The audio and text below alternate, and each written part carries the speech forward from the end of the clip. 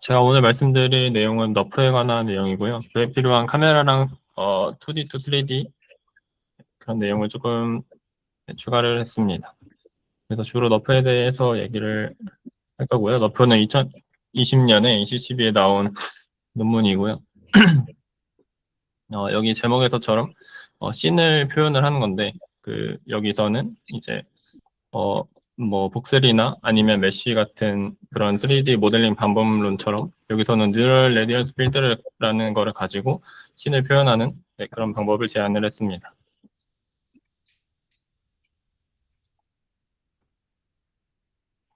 네, 그래서 여기 보이는 이미지는 너프의 결과 이미지의 예시인데요. 너프 같은 경우에는 스파스한 이미지를 가지고 그 사이의 이미지들을 예측을 해서 이렇게 3D로 보이는 것처럼, 그리고 그 사이사이를 예측을 해서 컨티뉴어스하게 보이는 것처럼 시각화를 해줍니다. 그래서 근데 여기에서 보시면 이게 카메라가 단순히 움직이는 게 아니라, 카메라가 단순히 움직인다면 카메라가 오른쪽으로 갈 때 이미지는 왼쪽으로 가는 그런 단순한 시프트 현상이 있는데요. 여기서는 그게 아니라 멀리 있는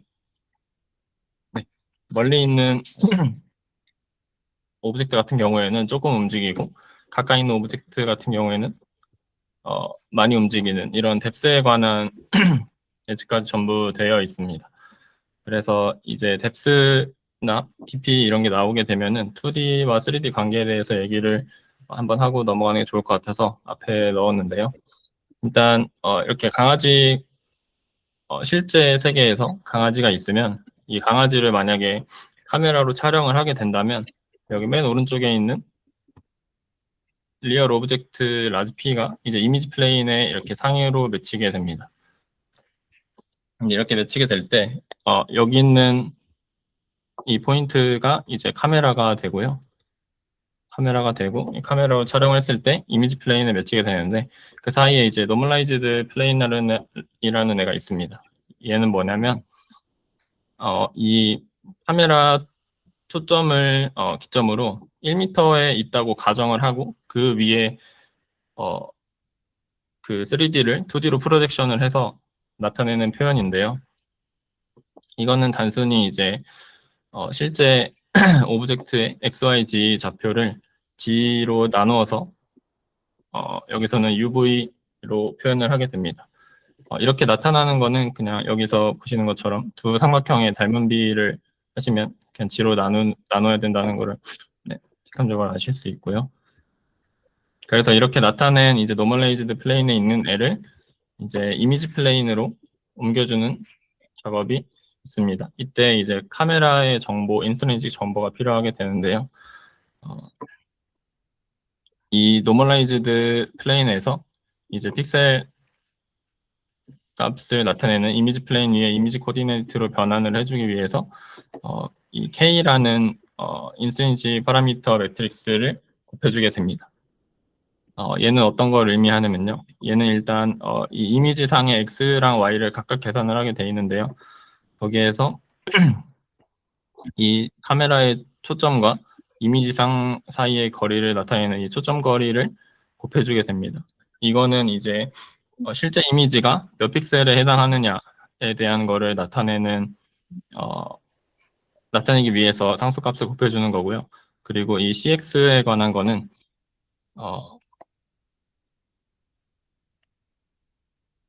이 노멀라이즈 플레인 위에 이 노멀라이즈드 플레인은 이 포커스가 여기 가운데 0,0으로 맞춰져 있습니다. 하지만 저희는 이미지를 주로 왼쪽 상단에 0,0을 잡기 때문에 이 차이를 고정해주는 상수라고 생각하시면 됩니다. 그래서 이러한 카메라 인트린식 매트릭스를 사용해서 노멀레이즈드로 3D에서 2D로 프로젝션 된 좌표를 이제 이미지 플레인 위에 있는 좌표로 나타낼 수가 있게 됩니다. 이렇게 해서 3D 이게 이제 피놀 카메라의 모델링 방식인데요. 이런 식으로 3D를 2D로 프로젝션을 할 수 있게 됩니다. 사실 여기에서 이 익스트린식 파라미터를 사용해서 카메라가 회전하거나 트랜슬레이션 하는 거에 대한 내용이 추가적으로 있는데 오늘 너프를 얘기하면서 이거를 다 다룰 건 아니고 여기에 이 피놀 카메라의 모델링 방식을 먼저 알고 들으면 좀 이해가 잘 돼가지고 여기 이 카메라 포커스로부터 이 3D 물체를 바라보는 이 선을 생각해 주시면서 다음 슬라이드를 보시면 좀 이해가 잘 될 것 같습니다.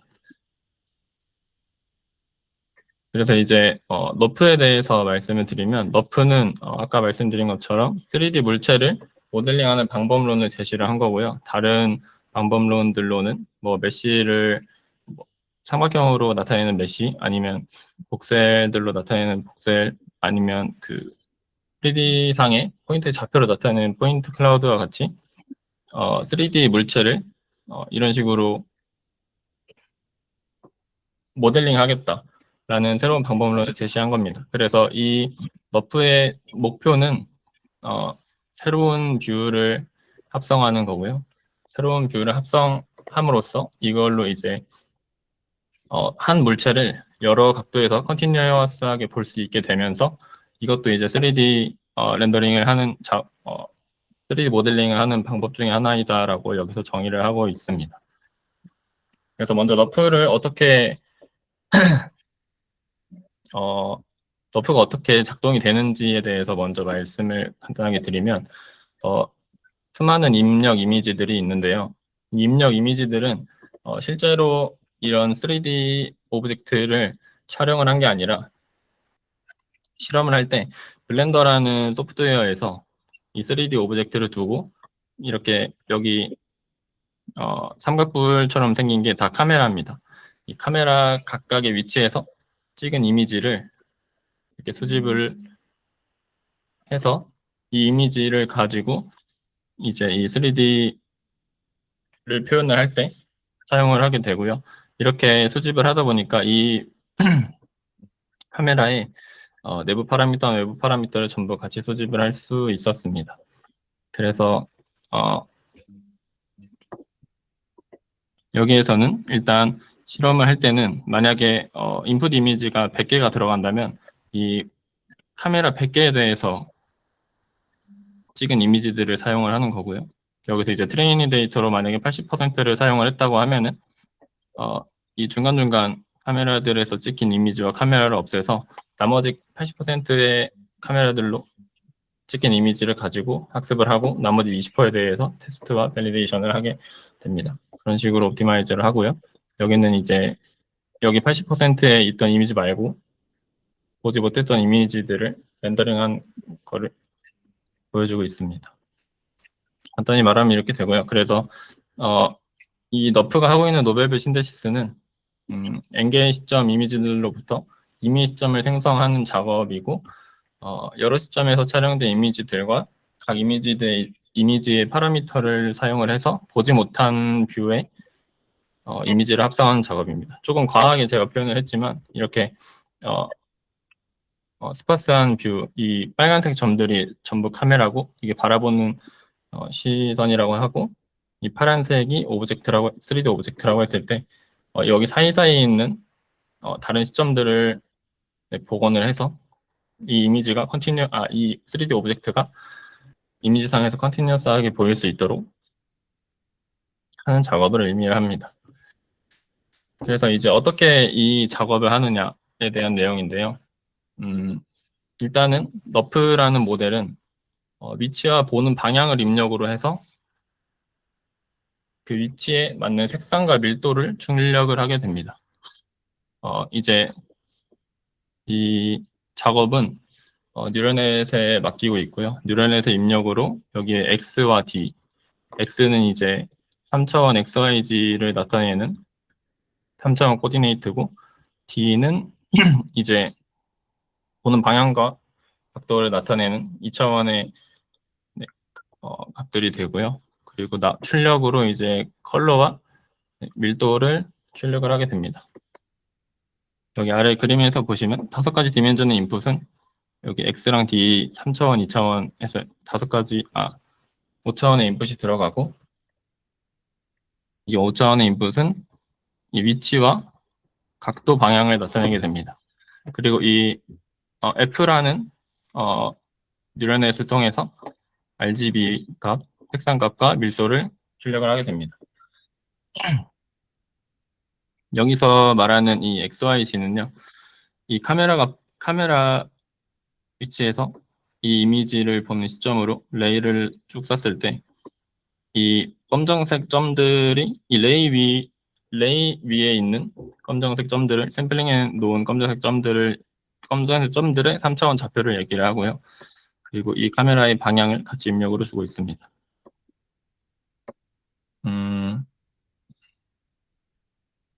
그래서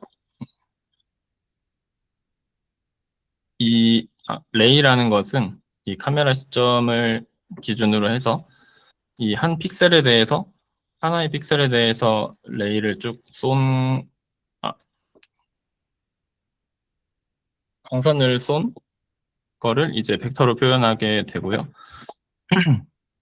여기서 O는 카메라의 원점이 되고 T는 이 샘플링된 이 검정색 점들의 값이 됩니다. 몇 번째 점인지를 나타내는 값이 되고요.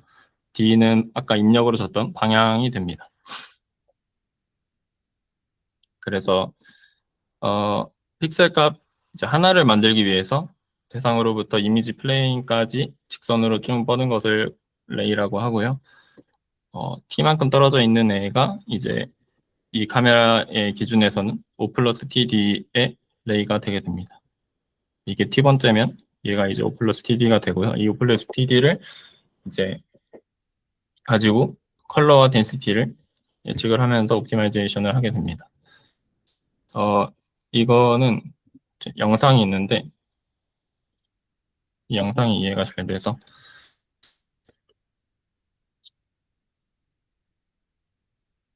이건 너프에서 제공하는 영상인데요. 3D가 있을 때 여러 카메라 시점 중에서 한 카메라 시점을 잡고 거기로부터 이제 한 픽셀에 대해서 이제 레이를 쏩니다. 레이를 쏘게 되고 이 레이 위에서 아까 T 개수만큼의 이 3D 좌표 점들을 샘플링을 해두고요. 이 좌표 점들이 이제 XYZ를 나타내고 이 레이의 방향이 이제 셋업 파일을 나타내게 됩니다. 그래서 이 값들을 이제 F 파이라는 MLP에 넣어주면 그 결과 이제 색상과 덴시티를 예측을 하게 되는데요.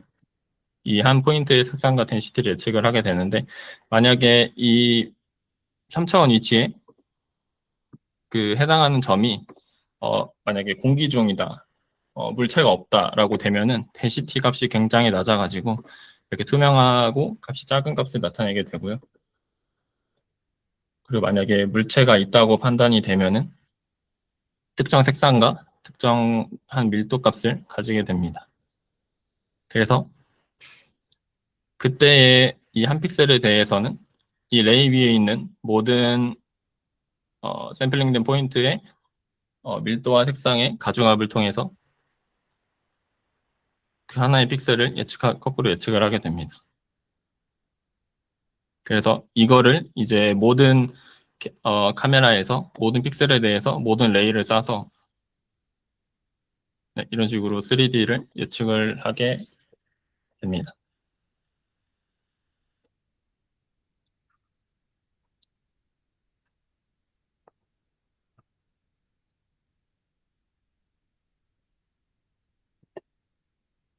그래서 이 식은 이 너프가 예측을 하는 아까 예측을 한 RGB에 대한 RGB 색상값을 어떻게 예측하는지에 대해서 나온 거고요.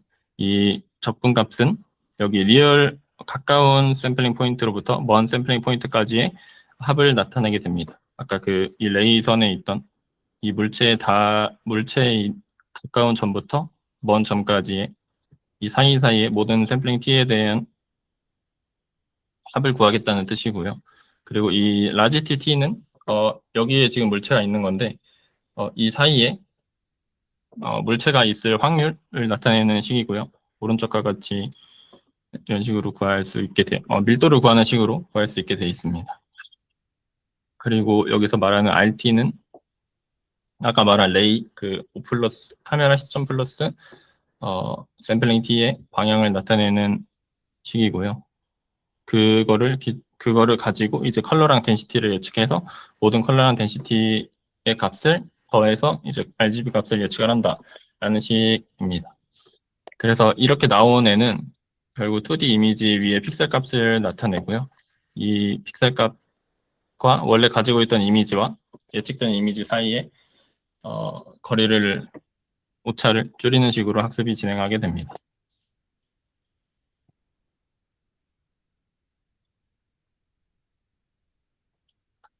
그래서 근데 이걸 학습하게 될 때 아까 오차원 데이터를 가지고 학습을 한다 했는데 그 XYZ랑 방향값만으로는 학습이 제대로 되지 않아서 이 너프에서는 두 가지 트릭을 사용을 했고요. 여기 아래 보이는 게 이제 너프의 하나의 RGB랑 덴시티를 예측하기 위한 MLP 구조인데요. 여기서 XYZ라는 값을 입력을 했을 때 성능이 좋지 않아서 여기에서는 이제 사인이랑 코사인 파를 각각 XYZ에 곱해줘서 여기에 각각 사인이랑 코사인을 10개씩 곱해주게 됩니다. 그래서 20개씩이 3개 있어서 60개의 값을, 그러니까 3D 좌표를 좀 더 고차원의 좌표로 만들어주고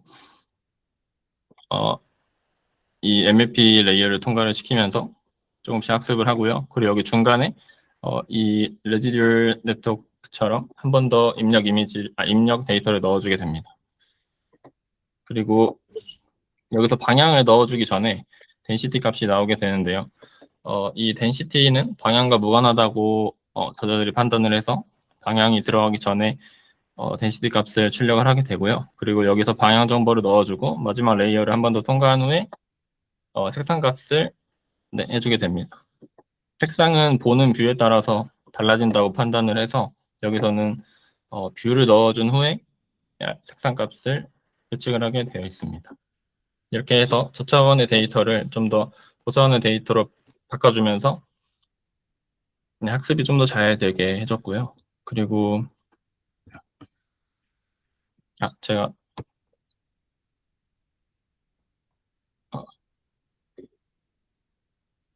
그리고 두 번째 트릭 같은 경우에는 여기에 나오는 트릭인데 여기서는 학습을 투 스테이지에 걸쳐서 학습을 하게 되는데요. 첫 번째 스테이지 같은 경우에는 좀 코스한 볼륨을 렌더링 하게 되는데 이게 어떻게 되는 거냐면 이게 하나의 레이를 나타내는 거고요. 그때 이 덴시티 값을 나타내는 그래프입니다. 그래서 이게 덴시티 값이 높을 때 이런 포인트에서 어떤 오브젝트와 만났다는 것을 뜻하게 되고요. 먼저 이 레이 상에 이렇게 T로 나눠놨을 때 그 이 레이를 한번 그 학습을 돌려놓고 여기서 덴시티가 많이 나타난 곳에다가 좀 더 그 샘플링 포인트를 몰릴 수 있도록 두 번째 파인 튜닝에서는 그렇게 하고 있고요. 그리고 이 T 간격이 항상 동일하게 되면은 이 레이가 만날 때만 예측을 할 수 있게 되는 거여서 여기서는 이 하나의 T 간격 안에서 이 사이에서 유니폼 디스트리뷰션에 따라서 이 사이 어딘가에서 T가 이렇게 잡히도록 그런 트릭을 사용을 해서 좀 더 일종의 어그멘테이션 역할을 할 수 있도록 방법을 설계를 했습니다. 그래서 결과 같은 경우에는 아까 맨 처음에 보여드린 그 결과 이런 식으로 스파스한 뷰에서도 이렇게 컨티뉴어스하고 되게 고화질의 리얼리스틱한 이미지를 만들어낼 수 있게 되었고요. 지금은 이거 2020년에 나온 방법이어서 지금은 여기서 이 첫 연구가 이게 좀 많이 카메라가 이게 좀 가까운 근처 방향만 이렇게 도는 것처럼 보이는데 이게 맨 초기 연구에는 이게 카메라가 멀리 가면은 이게 성능이 많이 안 좋아져가지고 이런 식으로만 시각화를 해줬고요. 이 이후의 논문들에서는 밈러프 360이라던가 그런 논문들은 이 물체를 360 전체에서 봐서도 모두 다 잘 예측할 수 있는 그런 결과를 보여주고 있습니다.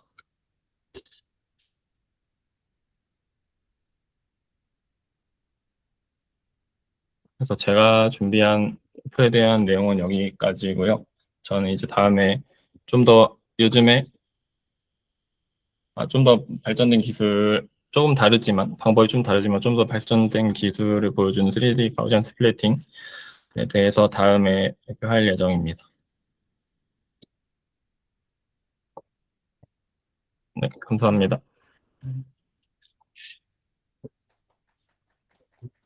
혹시 질문 있나요? 안녕하세요. 오늘 뇌 데이터와 LLM이라는 주제를 가지고 발표를 진행할 이규빈입니다. 요즘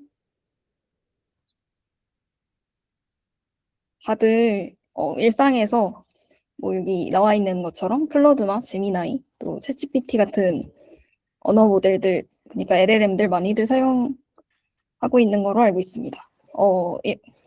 이런 모델들은 이제 문맥을 잘 파악을 하고 자연스럽게 이렇게 대답을 하는 걸 보면은 가끔 이 인공지능들이 진짜 사람 뇌처럼 언어를 이해하고 생각하는 걸까라는 의문이 들곤 합니다. 그래서 그와 관련된 논문을 소개하려고 합니다.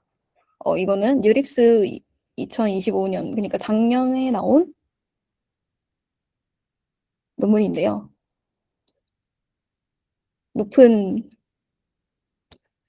그러니까 이 분야에서 꽤 많이 높은 위치를 가지고 있는 학회이고, 거기에서 스포트라이트로 나온 포스터입니다.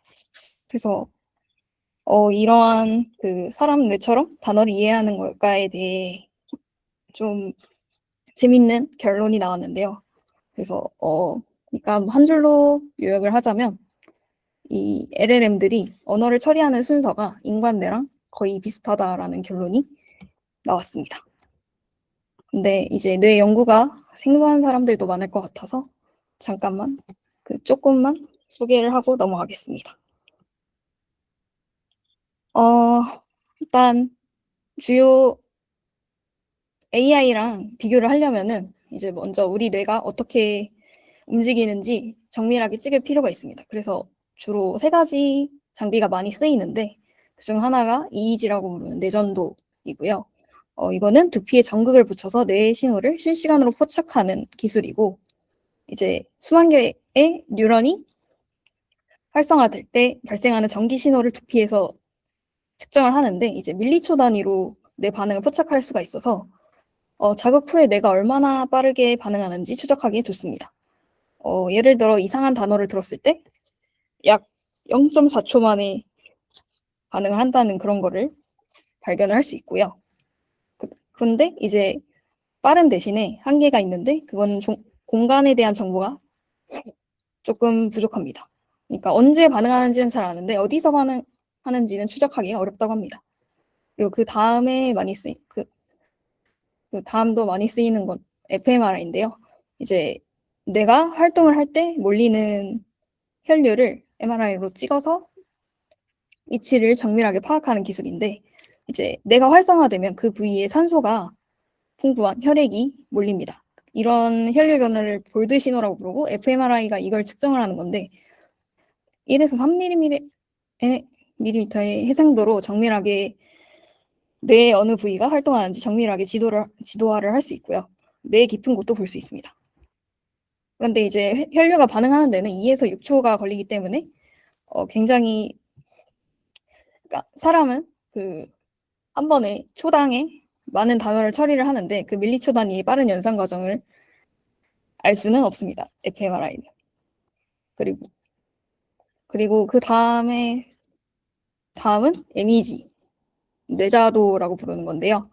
이제 뇌가 만들어내는 아주 미세한 자기장을 측정해서 시간과 위치를 동시에 장점을 가지는 기술입니다.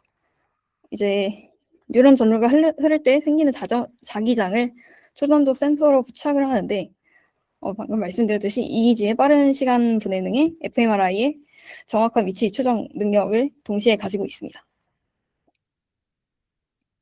그래서 근데 이거는 단점이 하나 있는데 초전도 장비에 이제 이 전자기를 차폐하는 시설까지 필요해서 엄청 비싸다고 해요.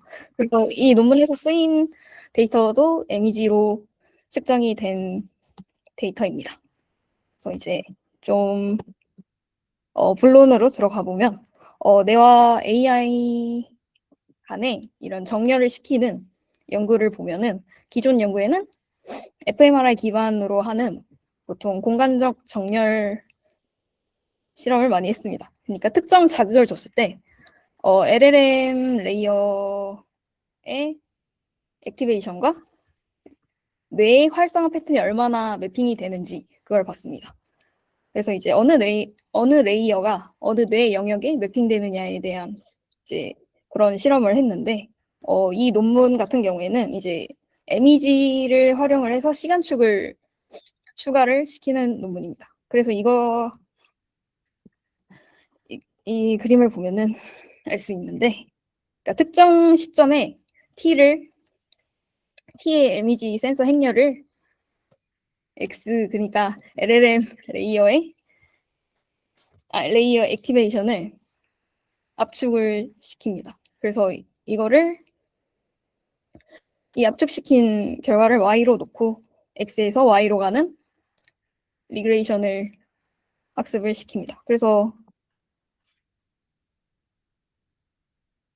그런 걸 뇌와 뇌 데이터 간의 정렬을 보는 거고요. 일단 여기에 실험 세팅이 조금 나와 있는데 데이터는 이제 공개 MEG 데이터셋을 사용을 했고 피험자 3명이 10시간짜리 오디오북을 듣는 동안 기록한 MEG 신호입니다. 그래서 비교 대상은 22개의 LLM 모델을 사용을 했고 뭐 트랜스포머 모델이나 이제 버트 이런 모델도 사용했고 SSM이라고 부르는 만바 모델 이런 걸 사용을 했습니다. 그리고 파라미터 크기가 엄청 큰 PCA 패밀리들도 사용을 했다고 합니다. 그래서 이게 결과인데요. 이제 여기서 말하는 얼라이먼트 스코어는 이제 LLM의 특정 레이어의 활성화 값이 내 신호를 얼마나 잘 예측하는지를 나타내는 상관관계 점수이고요. 이제 템포럴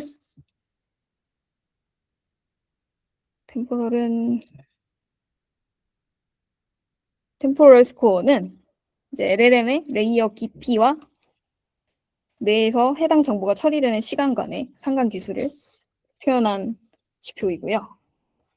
그래서 보시면은 엄청 그 최신 LLM들의 템포럴 스코어는 매우 높게 나오고 있습니다. 거의 1에 가깝게 나오고 있고요.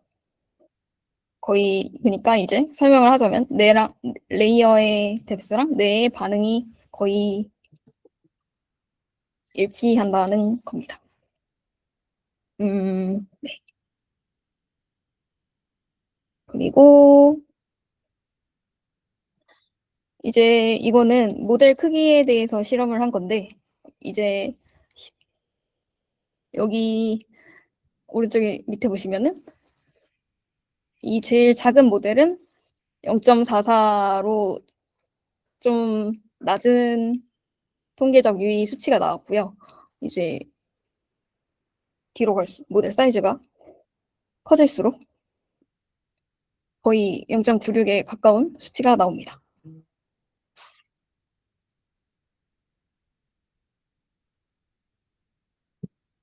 근데 여기를 보시면은 이렇게 점점 크기를 늘리지만 어느 순간부터는 점점 스코어는 올라가는데 어느 순간부터는 이 수렴을 하게 됩니다. 어느 사이즈 이상부터는요. 그래서 이제 엄청 큰 모델까지 돌려봤는데 여기 정도의 사이즈랑 별로 차이가 없었던 거죠. 그래서 이렇게 그리고 이제 여기가 뭐였더라? 네.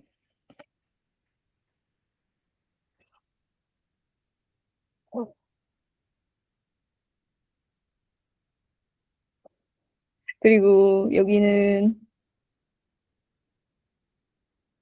잠시만요.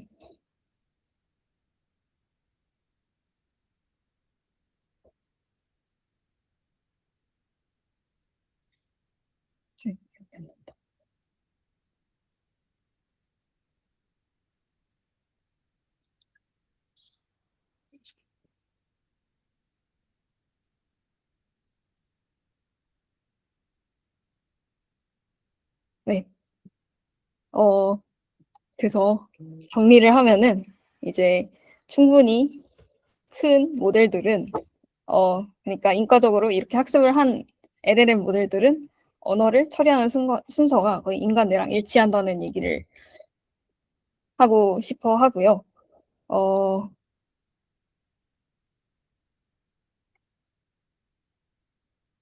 이제 모델 크기가 커질수록 인간과 더 상관관계를 가진다는 거는 되게 놀라운 발견이라 생각을 했고 굉장히 흥미로운 발견인 것 같아요. 그래서 이제 네, 저는 여기까지 논문을 소개하려고 합니다.